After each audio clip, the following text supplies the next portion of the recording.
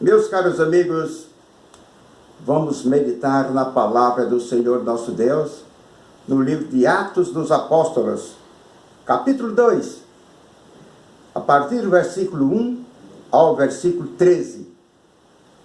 E cumprindo-se o dia de Pentecostes, estavam todos reunidos no mesmo lugar.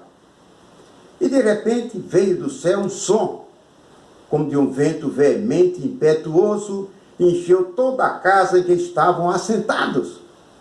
E foram vistas por eles línguas repartidas como que de fogo, as quais pousaram sobre cada um deles. E todos foram cheios do Espírito Santo e começaram a falar noutras línguas, conforme o Espírito Santo lhes concedia que falassem.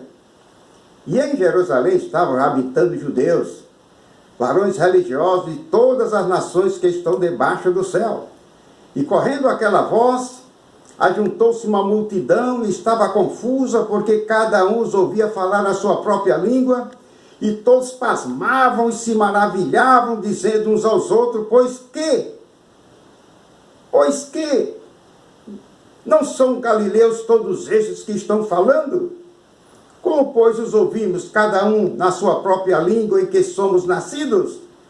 Partos e medos, elamitas, e os que habitam na Mesopotâmia, e Judéia, e Capadócia, Ponto e Ásia, e Frígia, e Panfilha, Egito, e Paz da Líbia, junto a Cirene, forasteiros romanos, tanto judeus como prosélitos, cretenses e árabes, todos os temos ouvido em nossas próprias línguas falar das grandezas de Deus. E todos se maravilhavam, e estavam suspensos, dizendo uns aos outros, que quer isto dizer? E outros, zombando, diziam, estão cheios de mosto. Amém. O título da mensagem é As Línguas que Edificam. Amém.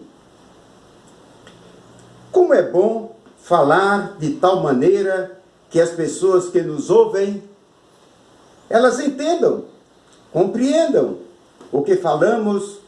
Quando isto acontece, ocorre aprendizagem, há entendimento, há crescimento espiritual e intelectual.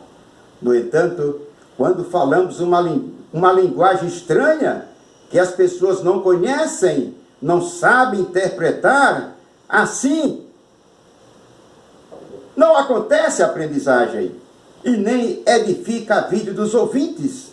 Assim sendo, as línguas que edificam são aquelas que são entendidas, ou porque já as conhecemos e falamos, ou porque alguém interpretou o significado da língua estranha para nós. As Sagradas Escrituras orientam que aquele ou aquela que fala a língua estranha da parte do Espírito Santo deve orar. Orar ao nosso Deus para que o Senhor lhe conceda o dom de interpretação, para que a língua estranha que ele ou ela fala edifique a vida de outros. É bíblico, é verdadeiro o batismo com o Espírito Santo. Este batismo, só o Pai, que é Deus, e o Filho, nosso Senhor Jesus Cristo, realizam, enquanto o batismo nas águas nós realizamos como discípulos do Senhor Jesus. As línguas estranhas procedentes do Espírito Santo são sinais para os infiéis. E as profecias são sinais para os fiéis. Pois há compreensão, há aprendizagem e entendimento para os que ouvem. O apóstolo Paulo afirma que prefere falar 5 palavras que todos compreendam do que 10.000 palavras incompreensíveis.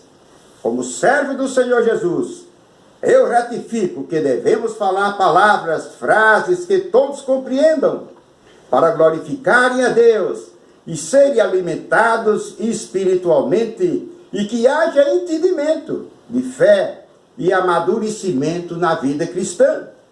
Não podemos proibir o falar em línguas estranhas, porém, fazer tudo com decência e ordem. E que haja interpretação, e que haja tradução do incompreensível para que se torne compreensível e todos os que ouvirem se alegrem, glorifique a Deus e dê glórias ao Senhor Jesus Cristo e produza edificação nos corações dos que ouvem com atenção. Graças a Deus. Fui batizado com este batismo há muitos anos e depois também fui batizado nas águas em nome do Pai, do Filho e do Espírito Santo. Quero concluir esta mensagem dizendo, meus irmãos, oremos ao nosso Pai Celestial e ao seu Filho, nosso Senhor Jesus Cristo, para que Ele levantem intérpretes para as línguas estranhas, para as línguas do Espírito Santo, para edificar a vida dos que ouvem e querem aprender a palavra do Senhor nosso Deus. Que Deus nos abençoe tudo, em nome do seu Filho, nosso Senhor e Salvador Jesus Cristo. Amém.